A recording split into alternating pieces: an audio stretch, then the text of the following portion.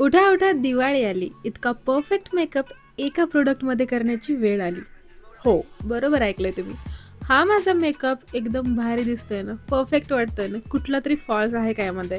की हां, हे राहिलंय बरं का, हे काहीतरी विचित्र दिसतंय बरं का, असं काहीतरी आहे का? जर तुम्हाला हे जाणवलं असेल, तर रिपीट एकदा पाहून या. असं काही जाणवतंय? मला तर नाही जाणवतंय. आणि हा मेकअप मी फक्त एका प्रॉडक्टने केलाय. ते प्रॉडक्ट काय आहे लवकरच कळेल. पण त्याआधी मला लेन्स लावून घेऊ द्या, कारण मी आहे अर्धी आंधळी. त्यानंतर मस्त लेन्स सेट झाल्या, की आपल्याला लावायचे प्रायमर. प्रायमरसाठी एकतर आपली स्किन खूप क्लीन्स असायला हवी. त्यासाठी म्हणून मी फक्त एक वेट वाईप जो असतो तो फिरवून घेतलाय. त्यानंतर मस्त प्रायमर लावलंय. प्रायमर चोळून लावलंय, कारण हो आपली स्किन छान फिल्टरसारखी दिसायची असेल, तर प्रायमर ही खूप स्किप न करण्याजोगी स्टेप आहे.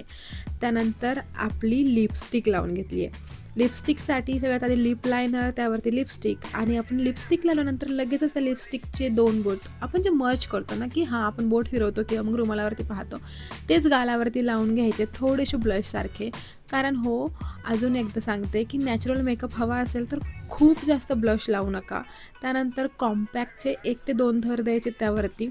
इतकेच द्यायचेत की ते नॅचरल दिसतील, आणि त्यानंतर आपले छान मेकअप तयार आहे.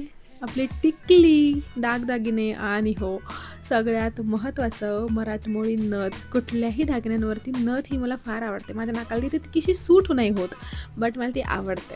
आता या ठिकाणी बघा, 6 तासानंतरचा माझा हा मेकअप. मी बाहेर जाऊन फोटोशूट करून आली आहे. मला सगळं झालंय दिवसभरातलं. आल्यावरती जेवण पण केलंय. तरीसुद्धा माझा मेकअप इतका आहे. तर दिवाळीसाठी हे खरंच युजफुल आहे. ट्राय नक्की करा बरं का.